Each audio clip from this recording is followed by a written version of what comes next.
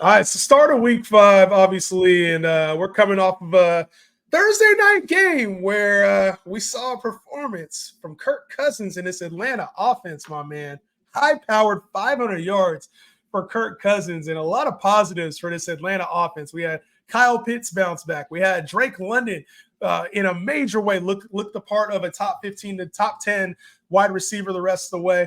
We had Kirk Cousins probably being elevating his stock and looking like the Kirk we all expected to be there in Atlanta. Darnell Mooney offered a lot of flex value for a lot of people. Am I forgetting anything, Tyler? Am I forgetting anybody's name or anything? Is there anybody that like maybe rings the bell that we haven't talked about yet in that little short span? Did I miss something? Maybe your boy Bijan. Oh, Bijan Robinson. Had a dud, man. I think for fantasy wise, only 10 fantasy points on the day. 12 carries. He had 2 catches in the passing, or 3 catches in the passing game. So to me, it wasn't like, I don't know. I don't know how to feel. And Tyler, I can go on and on about how I think Bijan is perfectly fine and how I think Bijan still has RB1 upside moving forward and how I still value the player. But give an alternate perspective to a guy that drafted Bijan as the number 1 overall player, to a guy that still believes Bijan can be an RB1. Am I tripping? Tyler? Tell me I'm tripping. So I'll say this about Bijan. I do still think like he'll be okay. He may not be like the number 1 player in fantasy. Like that's kind of just a problem. So he's still, I think he scored double-digit points in all of his games so far this season. Obviously, you'd like to see him scoring 20 plus if you dropped him with the first overall pick. It hasn't been there, but I will say there was moments last night that he looked, pretty good, like what we thought. And the other thing too is like you have to be happy with how the offense looked, right? Like they looked the best that they've looked all season. They're able to move the football. Kirk Cousins looked really good, and I mean, you're throwing the ball for 500 yards. Like, why not do anything else? Just keep throwing it. Like, keep slinging the rock. He looked great last night. So, I would say with like Bijan, I wouldn't be concerned, but I do think it's kind of like maybe temper your expectations of not being that elite RB1, like RB1 overall. Maybe, closer to mid to back in RB1, which he'll still be fine. I think he's going to have, good games coming up here. But yeah, that's how I feel about it. There's a lot of I just hear a lot of panic. I've seen already the takes are coming out, and Bijan's a mid-tier RB2, the biggest bust in fantasy football. And I look across the board, and to me, that's just a lot of panic. It's a lot of like, we just saw it. It's the only game we can talk about, and it was a visual thing. We've seen the Falcons now on TV. I want to say 3 or 4 times now they've been nationally televised. So I think it's a lot of like high expectations. We all know the greatness that we expect out of Bijan, and you're right. Maybe it's time to temper expectations that he's not going to be the number 1 fantasy player, and that's fine. Like, we're not going to hit on every take that we have that this player is going to be 1 and this player, like, somebody's going to miss. And unfortunately, I think for people who drafted Bijan early, you kind of had to take that risk because he was a hype player.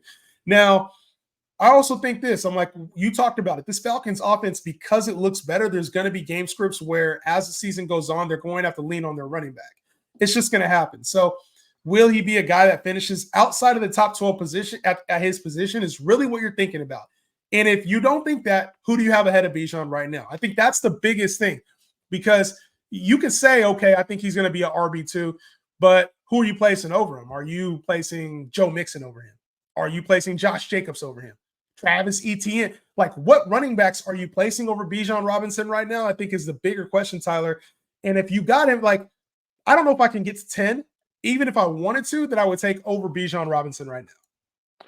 No, and last year he finished as the top 10 back in fantasy football. So, or at least the top 12.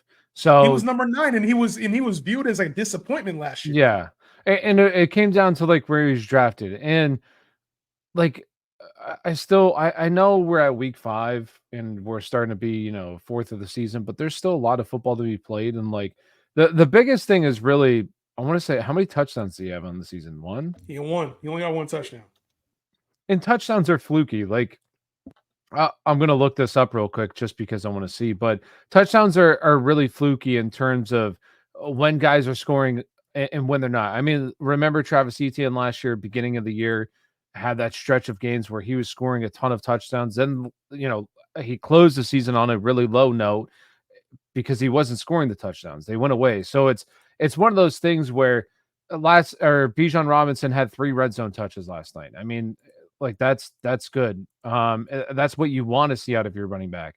Let's see. I want to see real quick what he had the week before. But still, it's like these are things that, oh yeah, they didn't even get into the red zone the week before. So like, how do you want him to score touchdowns if the week prior they didn't even get into the red zone? You know what I mean? So I just think it's a step in the right direction for this offense. Kirk Cousins, like this is what we've been waiting for with Kirk Cousins. He looked really good. So as long as he looks like this going forward, I mean, obviously he's not going to throw for 500 yards a game, but if he can look better like he has, this team should get into more scoring opportunities. Bijan Robinson should score more touchdowns going forward. I think he'll be fine. I still view him as a top 10 back.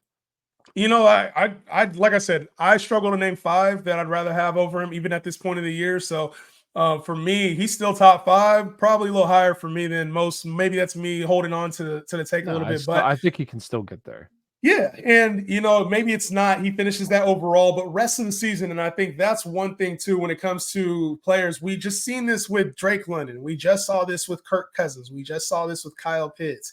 It's easy to look at a people were dropping Kyle Pitts, dropping him. It's dropping him, and there was people who didn't start Drake London last night, and I'm like, this is why it's panic time. Like we have to chill on the panic, and sometimes we have to let time play itself out, bro. Because I'm like, this Falcons offense. For everything that we were talking shit about Zach Robinson and how this thing looked over the first couple of weeks, they got shit right. Yes, they look really good, really, really good last night. And this is why, it's difficult. The fantasy football is difficult because you don't want to overreact, but like also there's times where you could be sitting on a guy and it's week 9 and he still hasn't done anything. It's like, oh, I should have cut bait a long time ago. And it is difficult with that kind of stuff, but like.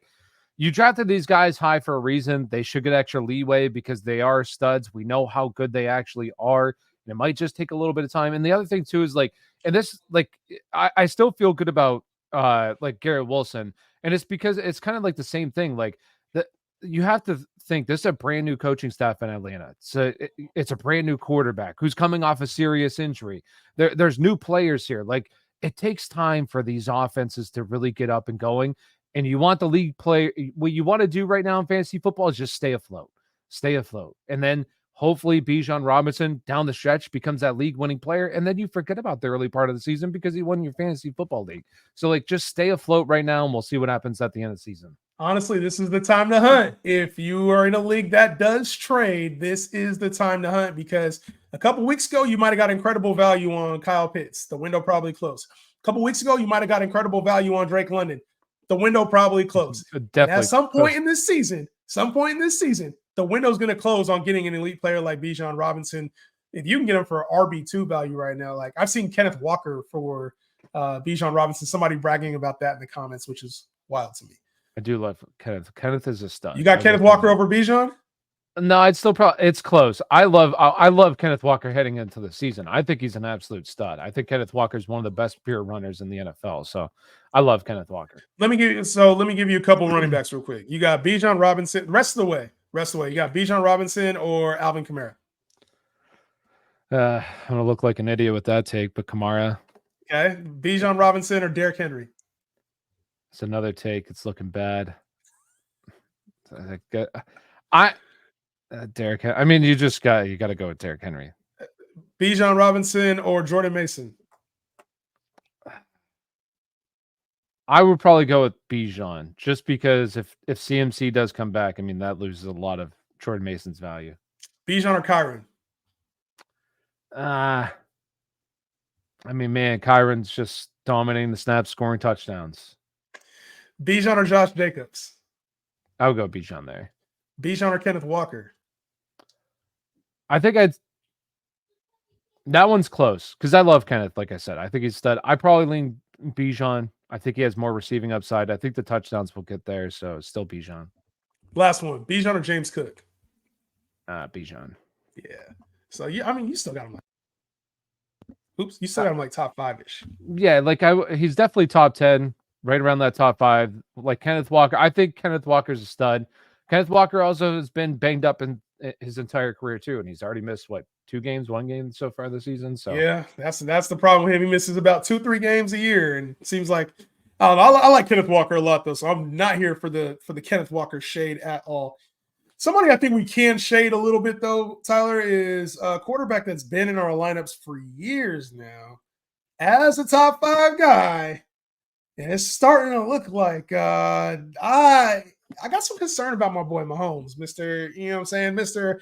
I have a little I got a little concern about my guy, bro. And you know, he's been such a reliable play for us over the years, like reliable, top 5 every year, QB1 upside, a lot of hype on him coming into the year. And I think it was warranted. It's just situations changed. This isn't the same situation as it was in week 1. And this is part of what we talk about. You got to be able to adapt throughout the year. No Hollywood Brown. He was expected to be there, not there in the game. Rashee Rice out of the offense now, at least for the next 4 weeks, potentially more, potentially less. Who knows what the exact situation looks like? They're still doing some testing on it. Doesn't look good for Rashee Rice. He's on IR. No Isaiah Pacheco, at least, and who knows when he comes back. Pretty dire for him as well. So a lot of the offensive weapons for this team are out. How do you view Patrick Mahomes now? Because he's starting to teeter. Is he a QB1? Is he the name? Like, how you view Patrick Mahomes? I think this is a player, you know, we've talked about these kind of players in the past, just name. Like, he's name right now. And like I've said this, I'd rather have Justin Fields over Patrick Mahomes for the rest of the season. People think that's crazy. There's a lot of people out there that think that's crazy. And I think it's like, I'm going to give you a stat. Patrick Mahomes hasn't had a 30-point game since 2022. That's crazy. Damn. He's had one 20-point game in his past 13 regular season starts. That's not a quarterback one. That's not like, you could say maybe a back-end quarterback one, sure. But honestly, right now, he's, I want to say 15th in points at the quarterback position. Like, that's, and we're now, and he just lost his wide receiver one. Like, things aren't going to magically get better. And I think that, I have no idea what the hell's going on with Rashee Rice, but like, it's just, what you're hoping is, you know, Xavier Worthy ends up being the stud. And I don't think he's going to be that. I don't think that's what this team wanted him to be.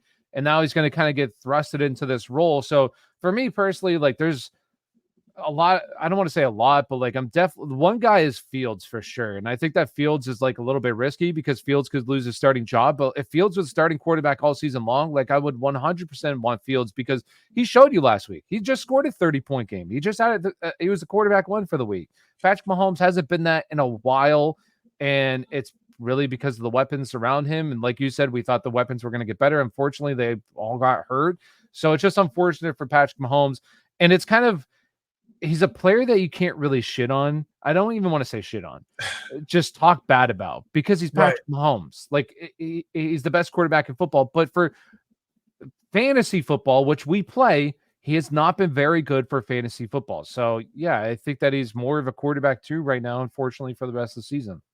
It's one of these cases where real life football doesn't translate to fantasy, and that happens sometimes. Sometimes players are better in fantasy than they are in real life, and I think this season, due to the injuries, we are not going to see that. And typically, out of an offense, especially this KC offense, what you've seen is that they've tried to change this thing from a Tyreek and Kelsey offense to a 3-level offense, meaning you have some guys at the line of scrimmage. You have a guy that goes deep. You have a guy over the intermediate, right? And that looked like it could have been the case with Rice, Hollywood, Xavier Worthy. That would have been the perfect setup along with a Travis Kelce.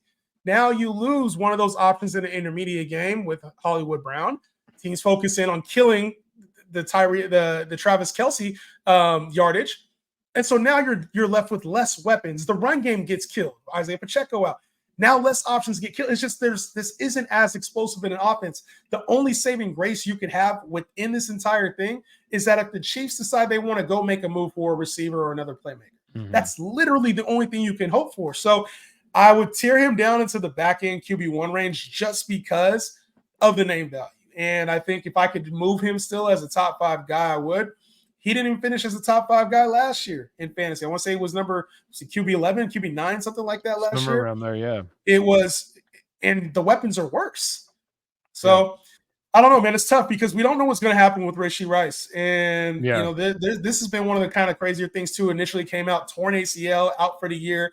Now we're talking about a PCL injury. They're not sure if it's torn, what the situation is, if it requires surgery or not. There's some optimism coming out of the Chiefs locker room. There's some pessimism around some of the injury doctors that it could be longer or even impact him for the rest of the year. I don't know, man. I don't know how to feel about it. Like Rashee Rice, are you holding him in leagues that you don't have IR? Because I feel like I would want to, like, if ideally, I'd want to trade him. I'd want him to be somebody else's problem rather than mine. Yeah, and I think it's honestly for me personally, I would buy, I guess, just because I can't imagine he would be that expensive right now. But I would just hold out hope. We'll see. We should What are you probably buying know. for? Like, what are you buying for? Like, I don't know what what's he the would reason be, why you would buy? just in case he's not out for season. Say it is 4 weeks. I have no idea what the hell is going on with this Yeah. situation. It's really weird, to be honest with you, because typically we know, like, the only kind of hope is like typically they know, they'll say it right away if it's an ACL. Like they usually say it the day of because they're able to do that kind of test.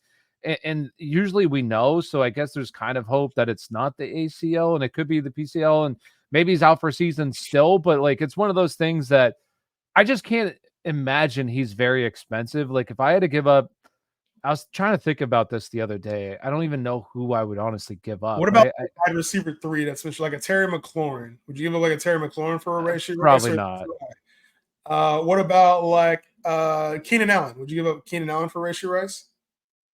Yeah. That I mean, I would probably like I think that Rome and DJ Moore will be better there. So I like those two guys more than Keenan. I was thinking like I don't even know. because I'm not sure. you would start to get to more like French territory with like, maybe But there it's could be people who are just like totally out. So it could be like maybe a Travis Etienne owner. You want to send them Tank Bigsby. And maybe they're just like, I have no hope that I think Rashee Rice is out.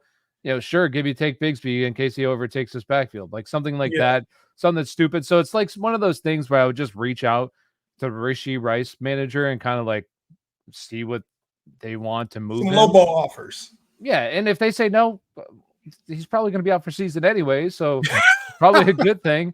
But in the case that he's not out, like, hey, why not? So I think it's tough, and you got 4 weeks plus a bye. I don't know what Chiefs bye is, but you got 4 weeks at least plus a bye week, and then probably a limited workload. We're talking like fantasy playoffs at best, is if we can get Rashee Rice back, and if he comes back and it's not a surgery thing. So yeah, there's also a risk for limited workload. So just be careful not sending too much for Rashee Rice if you're getting him in deals.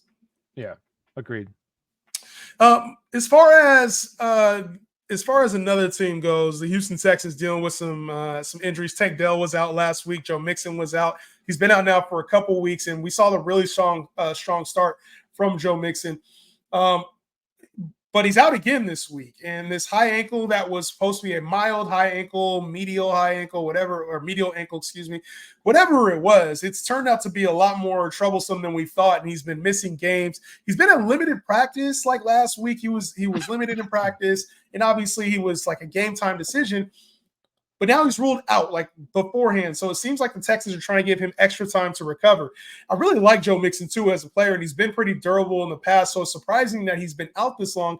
But with the injury, it's understandable. And typically high ankles, we've talked about this, high ankles are anywhere from 3 to 6 weeks and oftentimes offer lingering effects. Yeah. So as somebody who is invested in Joe Mixon, I am slightly concerned right now that he hasn't returned, and I'm slightly concerned that his value moving forward might be like a little bit of a timeshare. The saving grace is that nobody has really played well. Dameon Pierce hasn't been available. Cam Akers hasn't really looked the part. What are you doing with Joe Mixon right now? Because he's a tough player to gauge. Like, I want to trade for him, but I also know that high ankles can be lingering throughout the season. Yeah, it's a concern just because, like you said, with the high ankles, we always see these guys. I mean, even like you can say Tony Pollard last year was affected from that high ankle. He had to get surgery for the tightrope surgery he had, but he had that high ankle sprain the year prior. So like these kind of things just like it kind of zaps their explosiveness a little bit. So there's definitely a little bit of concern, but the thing is, at least with Joe Mixon, like you said, is these guys haven't really separated themselves, and this is a good offense that should be in plenty of scoring opportunities. So he should be able to see, a good amount of red zone touches, goal line touches. So I would just continue to hold on to him. He's not somebody I would try to sell. But like I would say this is a little bit concerning too for like Jonathan Taylor, because a lot of people think that like people thought he was actually going to play this week, and like he's probably going to miss multiple weeks here, That's what it maybe sounds like. 3. Like, and so if you had Jonathan Taylor too, like this is just anytime when you hear high ankle sprain for running backs, like you said, these guys usually miss like on average, it's like 3 to 4 weeks. So yeah, it's concerning, but he should be coming. I don't know when their bye is, but he should be coming back soon. I would say Joe McNutted. Yeah, it seems like unless they have a buy that's coming, I want to say they have like a week like 12 buy. I'm not sure if that's right or not, but I'll look it up right now. when it comes to, or maybe 14, it's either 14 or 12, and they have a later buy. A late But when buy. it comes to Joe Mixon, man, it's like, we've seen him play through injuries. It's a good thing because he's not like this explosive back. He is more of kind of Yeah. a volume back. So I'm not assuming like we need to bench him when he comes back. It's just, when is he going to be back? And is this thing lingering more than they thought? So it's tough, man, because when you look at this Houston Texans team, you also see another guy in Tank Dell, we can talk about Tank Dell, but I want to get to the other running backs real quick. There's going to be, we talked about like not having opportunity here. Cam Akers has had a bunch of opportunity to take over this starting role.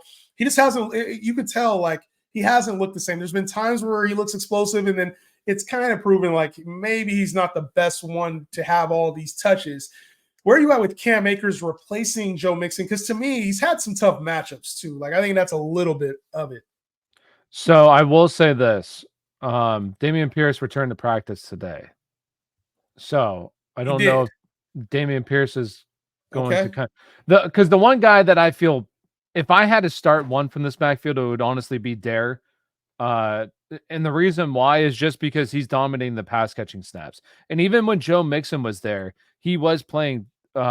He was seeing pass catching. I want to look this up real quick. So week 1, when Joe Mixon was there, Dare was still playing 34% of the passing down snaps. The Joe Mixon's 55. And the past 2 weeks, this past week, he played 52% of the passing down snaps, and even saw red zone touches as well. He saw 3 red zone touches to Cam Akers 3. So like, for me personally, majority of leagues are PPR leagues, and so I'd rather have Dare just in case like they play Buffalo, right?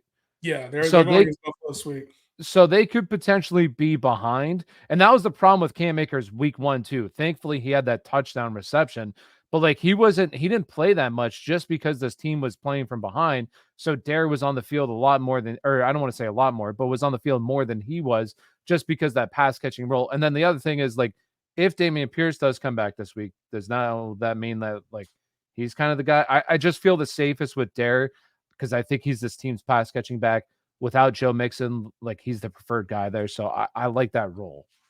Yeah, it kind of reminds me of like the Chief situation where like he's valuable but maybe not startable. Is tough, and I think Cam Akers is kind of like is kind of like Steele, right? Carson Steele, where he's not really that good enough to be like your guy, but it's like you can see upside in the offense because it's a good offense. So if Damian Pierce does come back and is the starter or is some part of this backfield, it brings kind of the situation where I wouldn't want to start any of these guys, even in a plus matchup. The Bills have been the worst team against running backs so far this season. It still wouldn't be a matchup that I'd want to start any of these guys, to be honest with you. And it's a tough back. What if you had to start one? If I had to start one, I'm going Cam Akers for the floor. It was kind of like the same thing as Carson Steele. It's just the guaranteed workload potential at the score. I think that's the part that, for me, is intriguing. It's not that I think he's been good by any means, but I know he's had some tougher matchups in that this is a plus matchup for him on paper. So I would – if Damian Pierce doesn't play, I'm starting Cam Akers. If Damian Pierce does play, I think he's more of a flex, and a risky flex at that.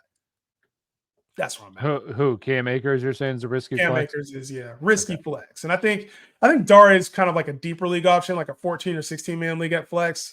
Ogumbawale, I don't know how to fucking say his name. One of us is right. Dare. Like sorry, yeah, we butchering names. I don't know. I don't know if I got it right or not.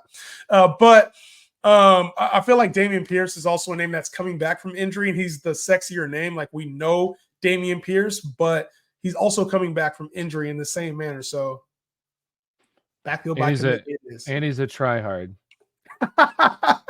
He's a tryhard, man. Oh my God. I don't know if I got to make a post about that, because I mean, the lightweight was true.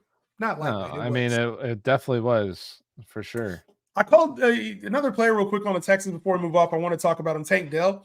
A lot of people had him this season, coming into the season, as like the wide receiver one, or like saw a big role from him. He's CJ Stroud's guy. We have not seen that yet from Tank Dell. I don't know that we will, with the obviously superstar emergence for Nico Collins, and then Stephon Diggs really carrying a nice number 2 role, 1B type role on this team for the Texans.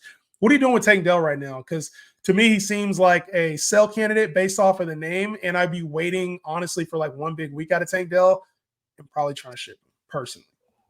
I'm gonna hold him. I mean, who's somebody I liked in the preseason.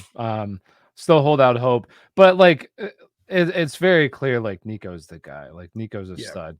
But the one thing I'll say with Tank is that Tank was seeing targets. It just wasn't happening early in the season.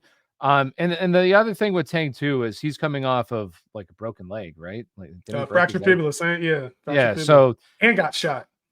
Yeah, so it's gonna take him a little bit, I'd imagine, to be 100. And maybe he's not this season. Who knows? But maybe later in the season he is. And the other thing I do want to mention, though, Stephon Diggs has been playing really well. Now, that'll be a take, but we've seen Stephon Diggs 2 years in a row now. End of the season, this dude falls off. Like he's not as good as early on in the season. So I'm going to go with the young guy in Tank to finish the season stronger than. No, we're not doing this, Tyler. We're not doing this right now, because otherwise we're going to have a whole different segment on this shit. That was different. Buffalo, we're playing with the weather. We're playing with Buffalo outside circumstances. No, he's Texas just play indoors. He falls off. He falls off. He ain't gonna fall off. But I think Tank Dell for me is one of those names. He becomes like, he profiles to me as like a up and down wide receiver 3 flex. And I think that's the best case scenario for him. I don't really see a world where he takes over Stephon Diggs. He's been playing about 60% of the snaps, Diggs about 80% of the snaps. So for me, I'm like, they obviously value what Diggs, in my opinion, they value what Diggs does a little bit more than what Dell does on a consistent basis. And it's like you have to work Dell into the game plan a little bit more than Diggs. He kind of is part of it. 3 18-point game plus games for Stephon Diggs right now. So I think right now the pecking order, Nico, Diggs, Dell. We'll see how things shape up though over the second half there. I know you're a Tank Dell believer. I'm buying. Buying. What'd you pay for Tank Dell right now? I mean, if people view him as a wide receiver 3, I'd buy him for wide receiver 3 numbers. Oh, I'd sell it instantly for wide receiver 3 numbers. I think he can still be a wide receiver 2. Send me Tank Dell, and I'll send you Tank Dell. What you send me back, bro? Give me a player. Give me a player you don't think's a wide receiver 3. Send him back to me. Who you got? Who you got in your squad? You send it back to me for Tank Dell. I don't really know names off the top Give me Michael of my head. Pittman. Give me Michael Pittman for Tank Dell. I would do that. The only caveat is if Joe Flacco is the starting quarterback, I want Michael Pittman. I'm not gonna lie. Oh, bro, yeah, you can send me Michael Pittman for that. Let's talk about the Colts real quick though. Jonathan Taylor is out, and you talked about this. You alluded to it just a second ago.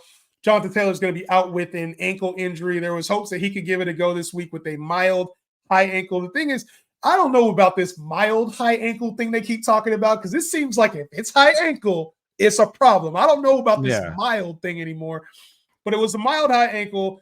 There was a chance to give it a go. Obviously not. Zach Moss slated to give, Trey Sermon expected to start in his absence. We saw Trey Sermon limited action last year as a starter. He had like 17 carries. It was a week where he had a volume day, 17 carries, 88 yards. So we know he can handle the workload. Haven't really seen him be good in an extended period of time. If this is a multi-week absence, how do you view Trey Sermon as a RB2, RB3, a flex? And do you think there's anybody else in this backfield that you'd want to see get a bigger workload? Nobody else really in this backfield. It's just, and the thing with Trey Sermon is with bye weeks, like I would say he's more of like a back end RB2 during the bye weeks. And with injuries, just because the volume, like he's probably going to see a ton of volume. He's going to be the preferred back. He's going to play the passing down to the team's goal line back. So he's going to see the volume, and volume typically is king in fantasy football. Like obviously we got like Najee Harris, who doesn't put up good fantasy points, but sees a lot of volume, and he could be like that. But like, once again, it's decent during bye weeks. Like, and if you have injuries. So he's a guy that I would definitely stash. If he's still available, he shouldn't be available in 12-team leagues. Like he should definitely be picked up, I think. But if he's available, definitely pick him up. And if you need running back help, need like a I don't even want to say desperation, because I think he's a decent flex if Jonathan Taylor's out. So he's somebody that I don't want to say I feel good about my starting. I do feel good about. I feel good about the volume. If he doesn't lead the fantasy points, it's like 40 total yards. Like it is what it is. But Who else I is feel there? Who yeah, else is like at running back right yeah, now? Like, there's not a lot of great options. And when you can get a guy that's starting, probably going to see somewhere between 15, 20 touches, why not start him? yeah, like And it's a good yes, not starter. everybody can't be a hit. Like, everybody, you can't have a lineup full of like 20-point guys. Sometimes you have to have players who are a little bit more risky.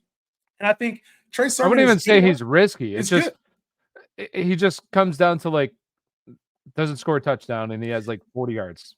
But Shit happens. and there's a lot of those options when you talk about guys like, Zach Moss is probably in that tier. You're probably debating starting Cam Akers. Cam Akers is in that tier. There's a Najee bunch of Harris. running backs. He's in there too. Najee, like there's a lot of players who are in that. If they don't score a touchdown, they're kind of ass tier. And I think Trey Sermon fits in that. And just on pure volume for the next couple of weeks, I think he's startable, especially with buys here too. Yeah. So I don't mind Trey Sermon as like a RB2, RB3 play moving forward. For sure. What about quarterback here? What about quarterback here, Tyler? Because Anthony Richardson, man, got hurt last week. He looked like he was on track to play this week, and then all of a sudden we got reports that Joe Flacco is taking over QB1 snaps this week. So at least today in practice. So feels like this thing's trending towards Joe Flacco being the leader for this offense over the weekend against Jacksonville, which I think is fine for the people who have the passing game options for the Colts. I think he'll be able to move the football downfield. But for those who have Anthony Richardson, now, we saw him look good. We saw him play well, and then he got hurt. This was one of the concerns that a lot of people had this offseason. Yeah. I mean, if Joe Flacco ends up being the starting quarterback, I like these passing options a lot. Honestly, I even like Josh Downs. Like Josh Downs had a good week last week, and I think Josh Downs is a good real life wide receiver and could potentially be a pretty solid fantasy wide receiver if he has a quarterback that's going to throw the football. And I think Joe Flacco, like we saw last week, he's going to be able to throw the football. He's going to be able to move the offense. So if Joe Flacco does end up starting this week, Michael Pittman was somebody I did not like at all this season, but I think Michael Pittman becomes honestly a very good a very rock solid wide receiver too. You could even argue like a high end. Who do they play? Jacksonville, right? They play Jacksonville, yeah, Jacksonville's been getting eaten up by wide receivers so far this season, I want to say. So it's a good matchup.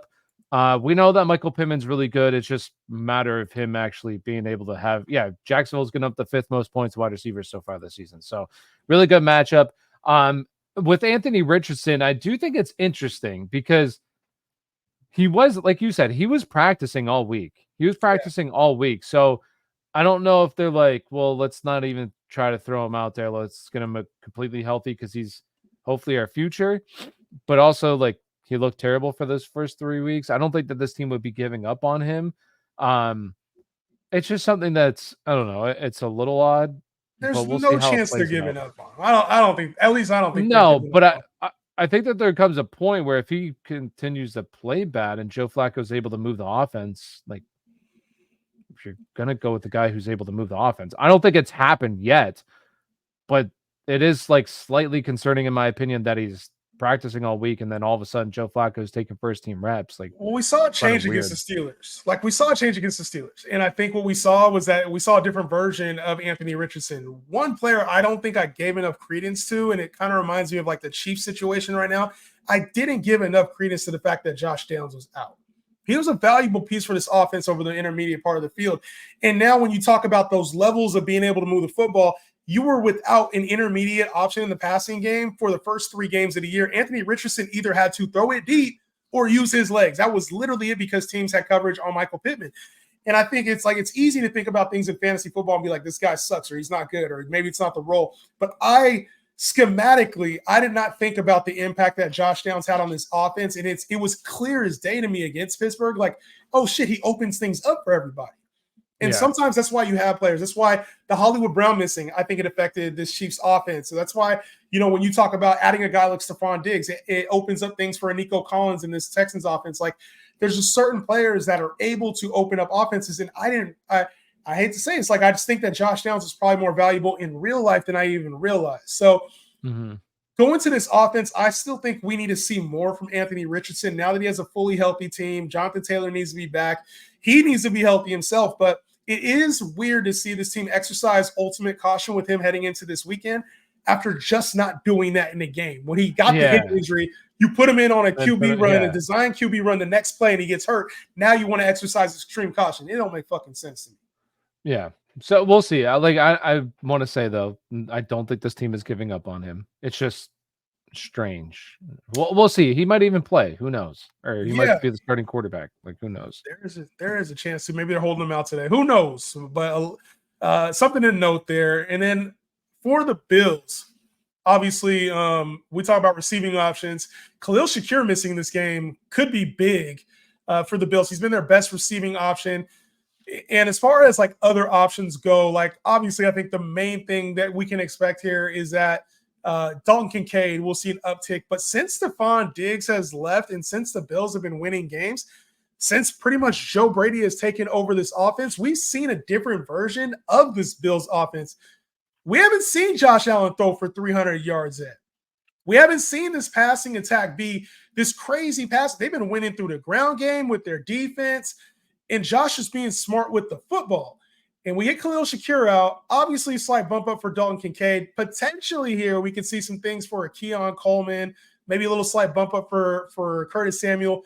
But this passing attack, Tyler, for the Buffalo Bills, ain't what we thought it was going to be this year, especially without Diggs. Yeah, and right now, if I had to pick one wide receiver, I guess it would definitely be Dalton Kincaid, right? I would say probably like Keon Coleman. And this is kind of the problem. Like Khalil Shakir, I will say this with Khalil Shakir, he was somebody I was not very high on at all. And he's been their best wide receiver so far this season. He's looked pretty good. Now, does he have a high ankle sprain too? I know it's an ankle. I don't know if it's a high ankle. I don't know if it's high ankle, but I'd have to check that. Okay, so he's got this ankle injury, and this is kind of the problem though heading into the season, and this is why like I was a little skeptical on James Cook because number one, I don't think James Cook is like I think he's a solid running back, but I don't think he's like a really like big time stud. But the one thing is that, and I said this early in the season, is like you see this all the time when there's not a true alpha wide receiver. What happens a lot is like the passing gets funneled to the running back a lot more than usual. And so I think in this game, it's just like without Khalil Shakir, I mean, Curtis Samuel's been dealing with a turf toe, but even him, like his snap share, like his routes ran has been going down. That was at 29%, 38%. Khalil Shakir, Keon Coleman are up in the 70s, but they have like this it's a mixed wide receiver room where like a lot of these guys are getting snaps and different types of formations and stuff. So for me personally, it's a wide receiver room where I don't feel good about any of these guys. Like if I had to start one, it'd be a Keon Coleman, but like outside of him, like none of these guys really excite me. And it's worrisome going forward if Khalil Shakir kind of continues to miss time. If he misses time, in just what I've read really quickly from a lot of the injury doctors during the game, it looked like a high ankle / medial. And we're seeing medial thrown around more than I ever thought we would, but it looks like a high ankle medial type sprain. But if he does miss time, I think we do have to assume that Keon Coleman is going to have a bigger role. I think we have to assume that, right? And he's somebody that Josh Allen has talked up highly, but this team also did go get some other receivers that I think can return some value at an inconsistent basis. Like you said, you're not going to want to start many of them fantasy-wise. You got Mac Hollins, who's been talked up by the team, so that's an option there for potential big games at times. Curtis Samuel, we haven't seen him much since the start of the season when he was dealing with injuries. So he's working back up. He hasn't played more than 30% of it. Like I think he's playing around 30% of the snaps right now. Yeah. He's got to work into a bigger workload. He is also an option. And then the team has MVS on the roster too. So it's like they have a bunch of inconsistent options. And the one that seems to have the most promise is Keon Coleman, a guy they got in the draft. So I like Keon Coleman here, but I think he is still a risky play, even over the next couple of weeks. If he clicks, though, now we're talking about a guy that could have wide receiver 3 potential for the rest of the season. Yeah, and if Khalil Shakir is dealing with a high ankle sprain, I've already seen Curtis Samuel drop quite a bit in leagues. Now the problem with Curtis Samuel, and we kind of, this is something I talked about earlier too, is Curtis Samuel, he was dealing with the injury. I want to say he had turf toe, maybe he's still dealing. I think it was turf toe, yeah. But like he's also coming over from a brand new team. It's a brand new system. Playing with Josh Allen for the first time. Now, do I think he's going to maybe be anything? No. But like if we're talking about multi-week absence, it could be, you know, if he does have a high ankle sprain, maybe 3 weeks. These guys are going to just have to play more snaps, and Curtis Samuel maybe is able to step in there and be something that we haven't seen. So he's a guy, like if he's available and I had just like a end of the roster kind of spot available, like he's somebody I would just pick up and kind of see how it plays out this week, because he could be, you know, playing instead of when a guy's playing 30% of the snaps, running 30% of the routes, it's very hard for him to do anything in fantasy football. Now, if that number jumps up to like 60%, maybe jumps up to 70% of the routes because they need him to now, he could be somebody that could have a pretty good game, and it's going to be one of the top ads because he's with Josh Allen, the Buffalo Bills. He's a good player. Like the whole part is like Curtis Samuel's a good player, and we just haven't seen him have any opportunity coming off the injury. They haven't really needed him. They've been winning football games. So I think coming in this game against the Texans, where they're going to need to put up points, we're probably going to need to see some of the passing attack from Josh Allen. Wouldn't surprise me to see him get a couple of additional opportunities within this game. We got some news today on the Giants. Malik Neighbors not expected to be available for the game this week. He is listed as out. We also have Devin Singletary listed as doubtful heading into this matchup. So is he really listed as doubtful? And so there's a couple key pieces here for this offense that the Giants are going to be without. And, you know, they're going up against a tough Seahawks team and don't really have a whole lot of options outside of like Bijan Robinson, who is, I mean, he's a line of scrimmage monster. And obviously played well last week. There's not a whole lot of options here. You got Darius Slayton, Theo Johnson, Daniel Bellinger at the tight end spot, Tyrone Tracy there in the backfield. Whole lot of miscellaneous options. Is there anybody that you're starting on this team, Tyler? Because outside of Malik Neighbors, I haven't really want to start anybody, maybe like Wandale at the flex. No. So I actually posted a video early this morning talking about, I just see it. Devin Singletary, doubtful. I posted a video this morning saying, sit Devin Singletary. Well, it looks like you're going to be sitting Devin Singletary. You'll be sitting him for sure this week. You'll be sitting him. But the reasoning behind it is because Malik looked like he was trending out. And if Malik is out, I just don't want to start anybody from this offense, because Malik is like this team's Justin Jefferson, Jamar Chase. He's out.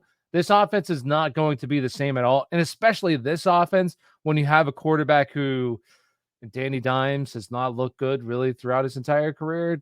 He's been pretty average. And now you take away his best weapon, his only weapon. And even Devin Singletary, he's okay. But you take him out, this offense is going to flow through Wandale. And like you said, he's a good PPR machine because he's a low A-dot kind of guy, close to the line of scrimmage. So he could be a decent play. But yeah, I just don't feel good about any of these guys. I would pick up What is it, a hamstring issue? Is that what was going on? I'm not sure what the Singletary issue was. That was groin. Yeah, groin. Singletary issues of groin, but I think Wandale is maybe flex worthy, probably a top 35 to 40 type start. Nothing that I would go crazy over, and just know he's more of a floor play. And then Tyrone Tracy probably offers some RB3 upside, but they got another, was it Eric Gray is the other running back there? Yeah. I'm sure that they're going to work some kind of committee. Split. Yeah. And so I don't know if I fully trust Tyrone Tracy as a back, but we don't know how long Devin Singletary is going to be out. And sometimes that's the issue with fantasy. Did he get hurt in this game, or was this a practice injury? Well, he didn't practice. He didn't start the week off of practice, so he must have picked it up during the game or something and we'll have to take a look at that, obviously. But this is one of those things where you just never know how long something goes for. One could last for a couple of weeks. Kenneth Walker, remember, he came up with the oblique thing, and then he ended up being out for 2-3 weeks. So it's sometimes these injuries just pop up. And so I think Tracy, Eric Gray, there might be somebody in this backfield who becomes a flex-worthy type play. I wouldn't leave Tracy out there on waivers, but he's not somebody I'm rushing to pick up. I would personally pick him up just in case, like you said. I mean, and it's also soft tissue. We know with soft tissue injuries, these injuries, he could come back next week and he could also re-aggravate it, and then he's out multiple weeks after that. So these are always injuries that I would personally just pick up Tyrone Tracy. And the other thing too is they play Cincinnati next week, and Cincinnati's defense has looked awful. So I personally would pick him up. And the other thing too is Malik Neighbors has a concussion. It's probably likely that he's just going to miss this game, and then he'll be back the following week. So he'll be back there, and this team may be able to move the football. But I like Tyrone, so that's why I'm saying picking him up. Also, and it's just like running backs. Like anytime these running backs get opportunity, I think that they should be rostered. Trey Sermon. I don't care how bad, like Cam Akers, Alexander Madison. Like these guys should be rostered because running backs that see volume are valuable in fantasy football, especially as the season progresses. Bye weeks happen, more injuries pile up. Like you got to have people who are actually playing, insert them in your starting lineup, especially if you have like double flex. Like you got to be able to just get these guys in your lineup. So I don't like in 12 team, he should be rostered like majority of 12 teams going forward, just because this. And this is one reason we talked about. I think you and I maybe even had this conversation. We talked about running backs. I want to get a little strategy talk here. We talked about running backs and like how to draft them and why you're drafting for upside and when to hold them and when to get rid of them. And it's a very tough thing to do because it's not always the players that we're thinking of that will have opportunity, right? Like we're talking about guys like Cam Akers and Trey Sermon. Yeah. But Tyrone Tracy was a guy, I know you even talked about him this offseason. I mentioned him briefly as having an opportunity in the passing game, but it's like sometimes these players do emerge and it's tough to keep these guys on your bench for a long period of time. Yeah. But we will see points where players become RB3 and flex worthy very quickly here. And to talk about just roster management, roster construction early, that's why you always want to have a couple loose pieces. Like, so that way, just in case things happen, you're not tied to players that you need to hold on to. Like, be flexible throughout the year. Because there's really only one thing that I worry about, at least. And I don't know if you feel the same way. The only thing I'm really worried about is winning the championship. Like straight up. I don't really care about the in-season shit. No, and I think like, and I talk about this a lot in the preseason is I'll have my fair share of misses, like everybody does. And like for me though, the hardest thing as the season progresses to find on waivers is wide receivers. Like this is why a lot of people like to load up their team with wide receivers because wide receivers are really hard to come by as the season progresses because it's not like the thing is, and I've seen people talk about this, and it's just obvious if you like play fantasy football or know football, like a wide receiver isn't like a running back, right? Like a running back when the guy say Bijan Robinson goes down, I don't even want to use Bijan. We'll say Jonathan Taylor. Jonathan Taylor goes down. Spare him anymore. So Jonathan Taylor goes down. Trey Sermon is going to step in there. He's going to see volume. It's not like if Justin Jefferson goes down or Jordan Addison, like, and there's nobody else there, and it's Jalen Naylor, whatever that guy's name is. It's not like he's going to all of a sudden step in there and see volume. That's not how it works. Like wide receivers need to get open. They just hand the ball off to a running back, and that's the volume. So running backs are much easier to find, and like roster construction, in my opinion, comes down to like just having good wide receivers and then loading up the bench with the backup running backs. Because, like you said, you may not get a chance to use them, but if something happens to one of these guys, they go down and you have their backup, they're all of a sudden just thrusted into the starting role where they could be an RB2, and that's all you need. I mean, look at Trace or not Trace Sermon, Jordan Mason. Jordan Mason, I mean, yeah. He's probably going to be a league winner this year if he ends up holding on to that job, and it's like somebody that you picked up off of waivers just because the guy in front of him goes down. Obviously, it's an elite offense, but you see this all the time. So load up the back end of your roster with running backs and just churn it throughout the season. And it's one of those things where I think it's easy to be like, man, I like these players, and there's talent in the league, man. You want to hold on to guys, but like players get hurt, situations change, your roster looks different. So you got to be able to say, you know what, maybe. And that's why I think it's so hard for me to move off of the elite players in fantasy. Like I don't want to sell a Breece Hall. I don't want to sell a Bijan Robinson. I don't want to sell these guys that have proven it year after year in hopes that I can find the guy that's performing now, because we typically see things change very quickly in the NFL. And here it is with Tyrone Tracy. We're talking about a guy that like is probably not rostered in more than 5% of leagues, I would say. Like he's been thrown back to waivers. Yeah. And now he has a very high probability of being like a flex option RB3 for at least a week or two. So I don't think these are players like my point isn't like I think these guys will stick and that they're, you obviously need to hold on, but it's like I think you need to be fluid in your thoughts through the course of a fantasy season and play for 3 weeks. You play for 3 weeks, 15, 16, and 17. Win your fucking championship. Because you have bad takes. I have bad takes, you have bad takes. One of my bad takes is Zamir White.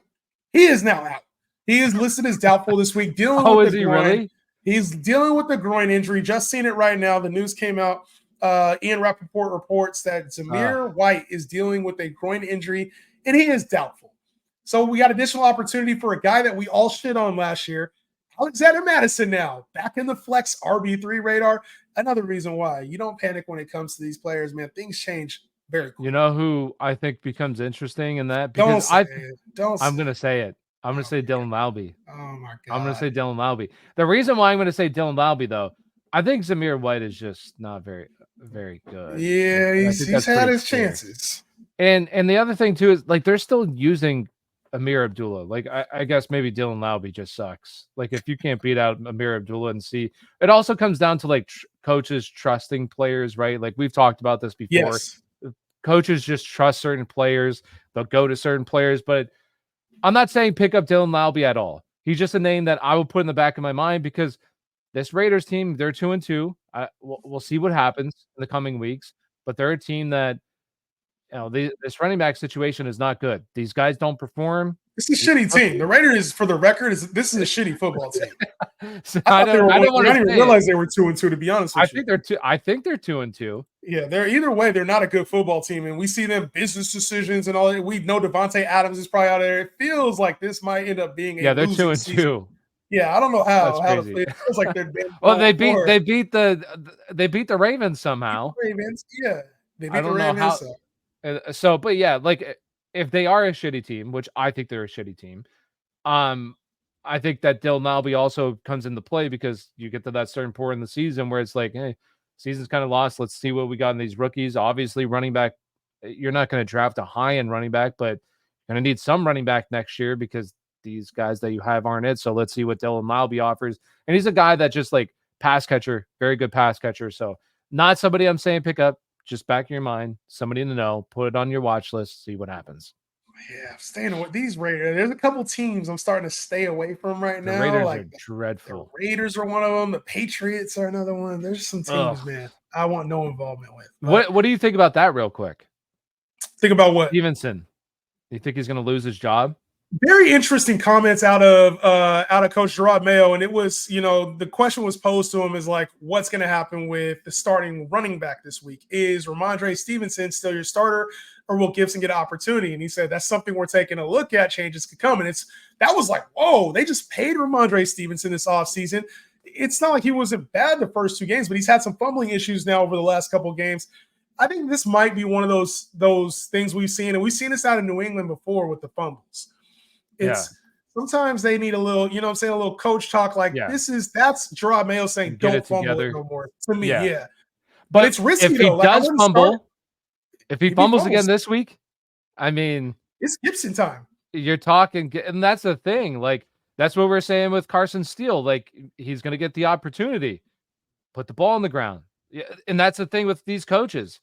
You fuck up. Unfortunately, the other guy, especially like 5 fumbles, if he has a fumble this week, that's ridiculous. 5 fumbles through the first 5 games of the season, that can't happen. Like, that's just like your head's not in the right place. I don't know what the hell's going on. You got to protect the football. So, yeah, I think it's. I like Ramondre. The biggest problem, like this, I love Jaden Reed. Jaden Reed was going right next to Ramondre. I don't have any Ramondre because of Jaden Reed. But Ramondre was a player that I didn't mind. But like, this is very worrisome if I did have Ramondre, because if it's not even like he's been playing bad. If putting the ball on the ground is bad. So if he continues to put the ball on the ground, he's not going to play. Like, it just comes down to that. So hopefully, like you said, wakes him up a little bit. And it's like, bro, you can't fumble the ball or you're just going to lose your job. So yeah, it's there. To be honest, he's a player that, like, if I had an offer that was RB2 worthy in my inbox, I'd take it right now. Yeah, before this week, because there's a range of outcomes. The range of outcomes is that he doesn't fumble, he secures a starting spot, and maybe he's the RB2 that we expected him to be the rest of the season moving forward. The other option is, there's 3 options then. The other option is he plays in the game, he's a starter, and then he fumbles again, and now you have a critical decision to make. The other option is that Antonio Gibson takes over this workload, and he's better. And we don't see Ramondre for the rest of the year as a starter. So I wouldn't say takes over. I think it would become like a 50-50 on a bad offense. That's not somebody you want to roster, and especially for the guy like Gibson's a pass catching guy, so it's like that's really not what you want to see in the role. Yeah, and especially it depends on who gets the red zone work. So I don't think I would fully give up on Stevenson. I think I would treat him as a flex this week. What red zone work? They don't get in the red zone. So Yeah, that's true. What would you do with Stevenson? Where do you have him? Like, would you treat him this week as a start? Are you sitting him? Because I kind of think he's a sit this week. I want to say he was like close to like RB20 something. Like he was, and granted, you have like Dave Montgomery's on bye, Jahmyr Gibbs, so you have running backs on bye. So like he'd probably be on a normal week if all these guys were playing, probably closer to like RB30. And like the thing is too, just this offense is not good. Like it stinks. It stinks. It's Let me ask you really this. bad. So I don't believe in this offense at all. I don't want to start Stevenson. I don't want to start Gibson. But if I had to start one, I'm starting Antonio Gibson. Who are you starting this week if you had to start one? I would still go with Ramondre because I still believe like this team paid him. And I think that they have faith in him. He needs to just hang on to the football. And if he's able to hang on the football, and sometimes you see this too, these guys do heed the wake up call. You know what I mean? They go out there and they ball out. So we'll see what happens. But Antonio Gibson's somebody that I would definitely want on my roster or try to have on my roster. Depends on like who I have, but somebody I would want to roster going forward and just kind of, well, definitely this week and see how it plays out. But, and hopefully we don't see Drake May too. I love Drake May and I want to see Drake May, but my God, this offensive line is dreadful. Although I do want to see Drake May at some point. I'd rather see Drake May than Jacoby Brissett for this offense. Like, well, I'd rather see that. I heard somebody say this too. It's like every quarterback has to deal with adversity. Like, sure, he's your first round pick and you don't want to just throw him in there. But at some point, you got to have him deal with the adversity and kind of see what happens. It can make good quarterbacks. Maybe it can make a bad quarterback, but you got to see what you got at some point. It's not like you can say every single year, well, we got to fix the offense. Sometimes offensive lines aren't fixed.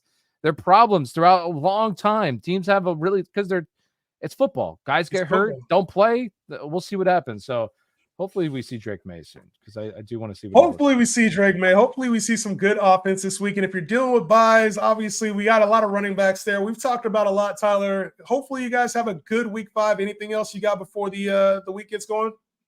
No, it was a good start. Thursday Night Football, a lot of offense. Hopefully we finally see some offense all week long. Good Hopefully. starts the offense, but not from my boy Bijan. We will have better days, I promise. Appreciate y'all tapping in. We'll see y'all on the next one.